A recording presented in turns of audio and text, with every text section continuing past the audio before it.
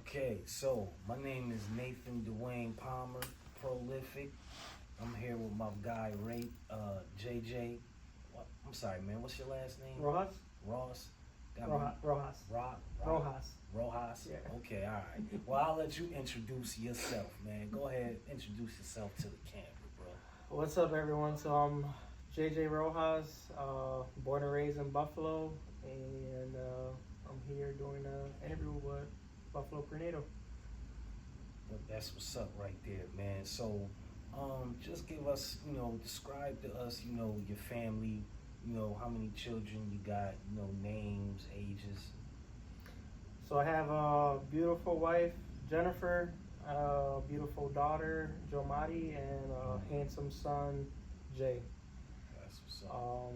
He's a week and a half old, and Jomati's a year and a half. So yeah. What inspired those names? We wanted to keep the J theme. My wife is J, I'm J. Okay. So we wanted to keep it J. Makes sense. Yeah. That makes sense. Tell us a little bit about your life before getting involved, with the Buffalo Fatherhood Initiative program. Like, what kind of challenges were you facing? I think when I found you guys, I was just dealing with the loss of my mom, and it was cool to have you guys support. Definitely helped out a lot. Everyone's always gonna have their first time losing their mom, and Right. it's pretty difficult. But having the fellas around definitely helped. Yeah, I can imagine that guidance there. Yeah. That's a huge loss. Was that around the time? Was that like around the time of the birth of your first child? Yeah. Or? I lost my mom a month after my daughter was born, Oh wow. and Sorry I to would hear that. thank you. I would say around probably if I want to guess, maybe the fifth class of we were doing virtual classes at the time because of COVID. Right. So yeah. Wow, man. Well, I'm sorry to hear that, man. But I'm glad that you found some support with the For sure. with the group, and they were able to help you out in that vulnerable time, Yeah. man. What drew you to be involved with BPPN and the Buffalo Fatherhood Initiative? I honestly don't even remember how I found it. I want to say maybe through social media, Terry, Okay. and we've been Facebook friends ever since. I think I found him on the Western New York community group, Yeah. and he shared it, and started reading. I was, oh, that's pretty interesting. I was like, there's never nothing like this for guys, usually girls. Right. So Right. I was like, I'm always down to connect and grow and learn to become a better guy. So Absolutely, man. Terry, I definitely got to compliment that brother, man. He's Oh, the yeah. manager of the He's awesome. Buffalo Fatherhood Initiative, and he definitely putting him in. All the Yeah. members in the group, it's a team effort. they're definitely putting in a lot of work, and I could see the growth Yeah, from where you guys started to where it's going now, man. So for sure. I'm definitely excited about the future with that program. What are your greatest fears for you and your family, if any? I would say I've really never been fearful until I became a dad, because now, me, like, for example, seatbelt. Mm-hmm. Who cares about a seatbelt? Now I got a daughter, now I put my seatbelt on. I think twice Right. about everything. Right. When my wife walks down the street in a stroller with my daughter, I'm like, make sure she's on the left side, make sure you're double checking everything, Mm-hmm. it's like I'm overly cautious now ever since I became a Absolutely, father. man. So Absolutely, man. yeah, you become fearful when you have a kid. Yeah. It's Who's watching her, who's around her, like your right. mind's constantly racing. Before it was like, oh, I'm tough, I got Right, this, I right. can't handle anything. Right. But now it's like, my daughter's not tough, she's fragile, very fragile. Mm-hmm. I can understand, man. Me, my children, they're young adults now, so I can attest to. I wouldn't call it a fear, but it's definitely a level of, I guess I would say, nervousness that Yeah. comes along with being a parent, and hoping that you instilled in your kids enough discipline and Wisdom, good yeah. decision making to so that they have a successful life. For sure. You know what I'm saying? So you know, that's something that I could tell you probably will never go away Yeah. as a dad, man. But I definitely relate to that what you just said, bro. I think that's kind of like why we gotta instill from when our kids are growing up Mm-hmm. that I'm not just your parent, but Right. your best friend. Don't look for suggestions or advice from your so-called friends out there because they're gonna give you not sound advice. Right.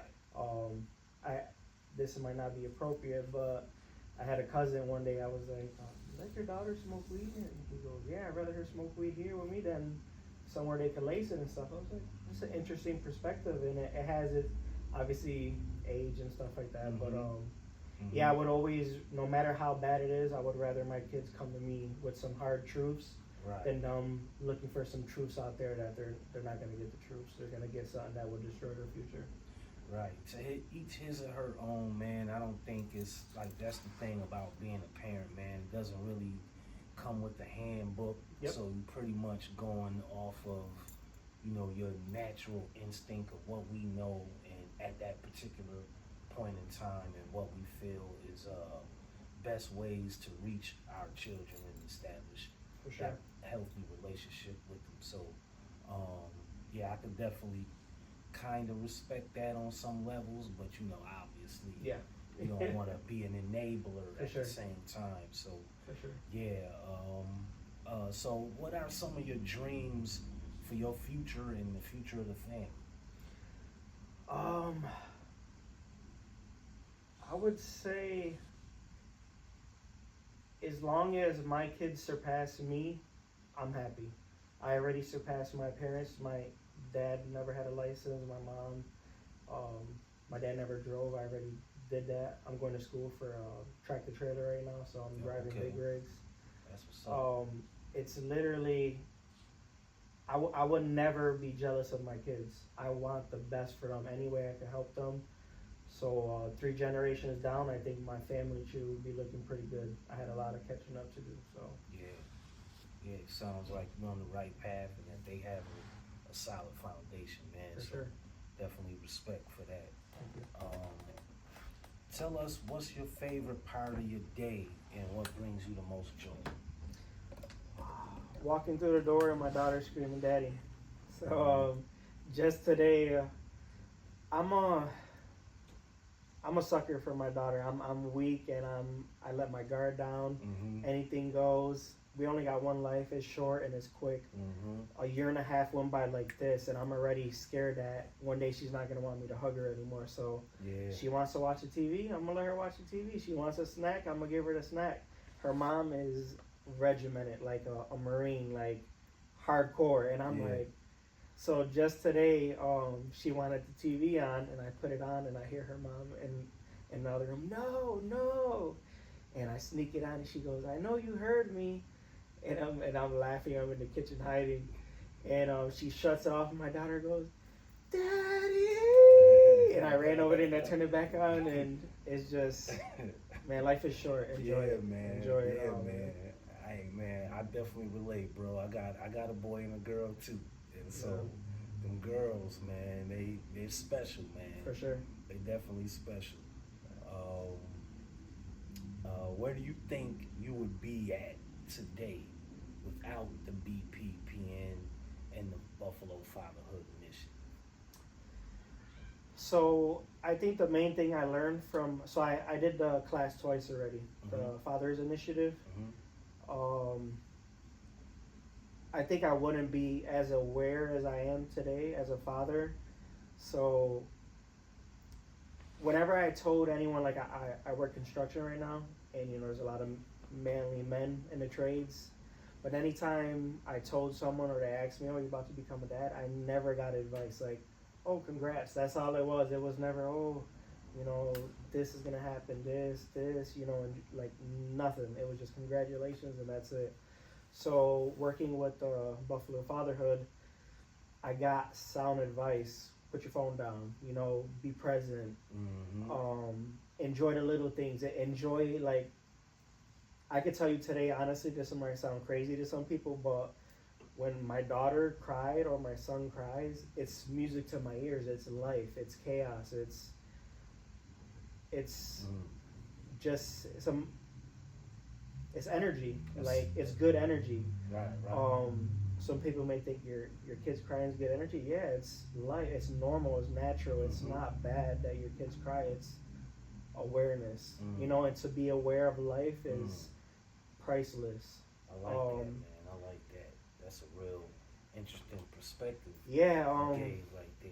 I had my first kid and I lost my mom within 30 days. So a lot has happened, and not that death is ever good, but it made me a better parent. You know, like to being aware to life. Absolutely. So that's Absolutely. my take on it.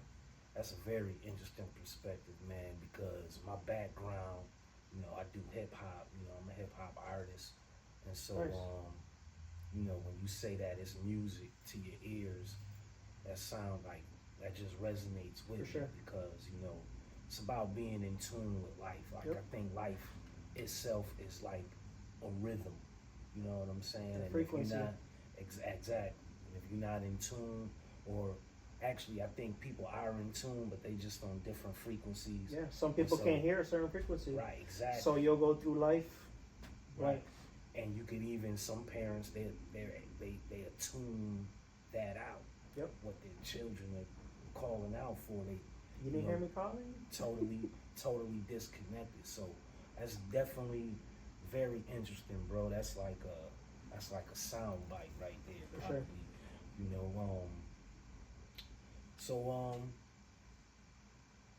what would you say to any young dads that might be struggling, you know, mentally or emotionally? What would you say to them about this program?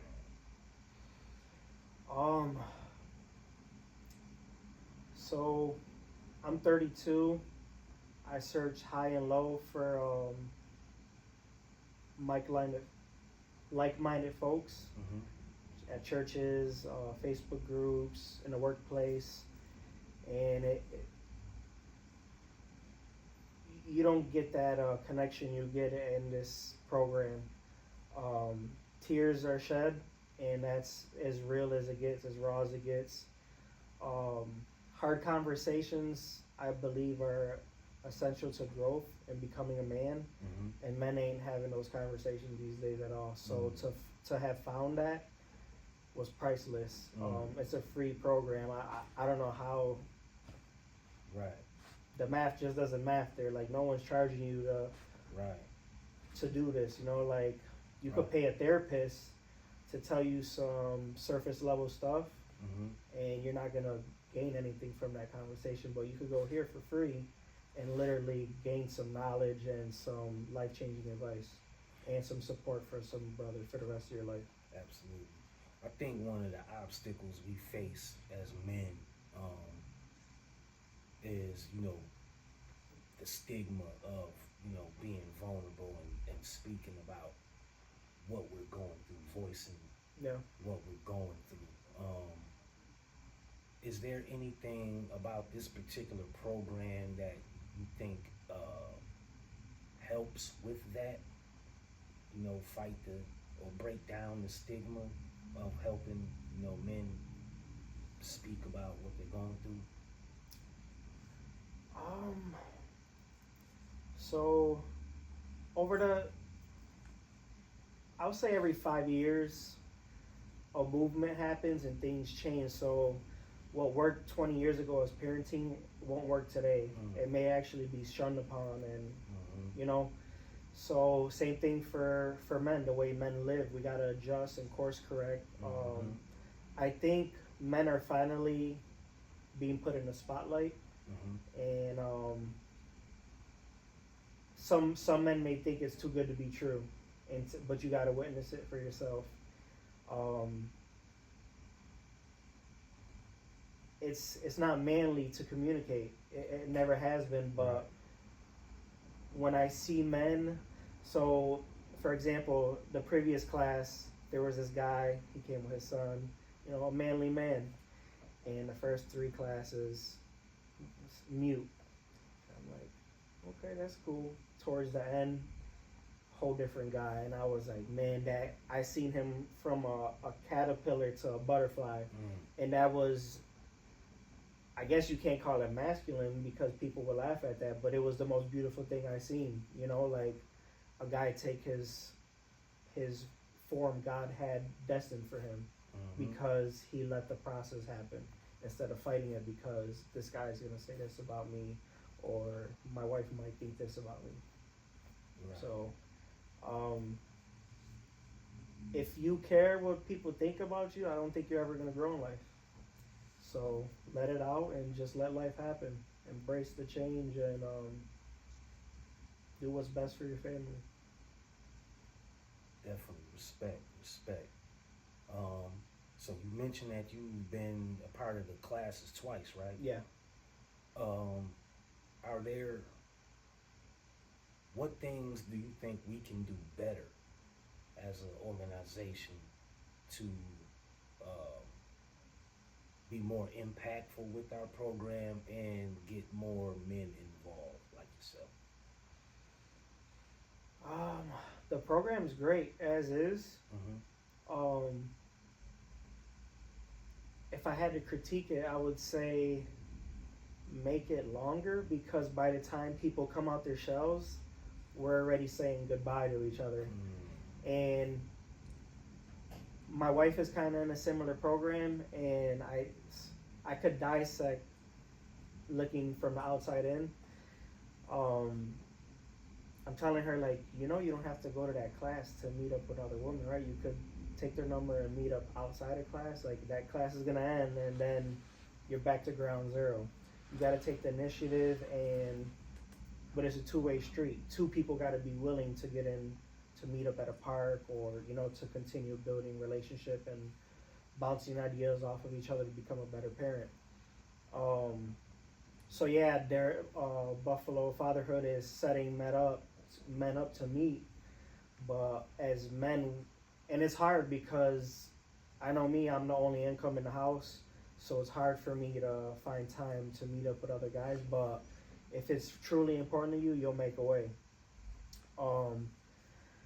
So I guess when I'm self-employed, I have no discipline. Like, I sleep in, but if I work for somebody, I'm up at 4:30, I'm doing this and I'm doing that. Like, I'm a straight animal. But so I guess that kind of translates for most men. Like, our classes from week 1 to week 6, be here at this time and there. So I guess we need our hand held a little longer. That's the only thing my perspective in that area. I don't know. But everything else is pretty great beyond that. No doubt. I can respect that, man. There was a suggestion in the class, instead of a classroom setting twice a week for 6 weeks, maybe like an outing, like fishing, bowling, shooting guns. I don't know what else guys do. Hiking will be cool. No doubt. Yeah, maybe something like that. They do have we do have a fishing event coming up for the fathers and sons, young mentors, brothers, nephews, little girls too. Little girls too. Come on out June 28th. We still have openings for the evening trip. So if you're interested in signing up for that and registering for that, you can go on the Fatherhood Initiative website and go look at that. And so, hey, bro, I'm answered all my questions, man. I'm very proud of you. You know, we just met. You know, just from what you told me about your journey, I could definitely, you know, recognize and respect growth. And so, yeah, man, much respect to you, bro. Appreciate that. Thank you. Word. Any final thoughts you'd like to share? Or do we capture it all? Yeah, you guys captured it pretty much all.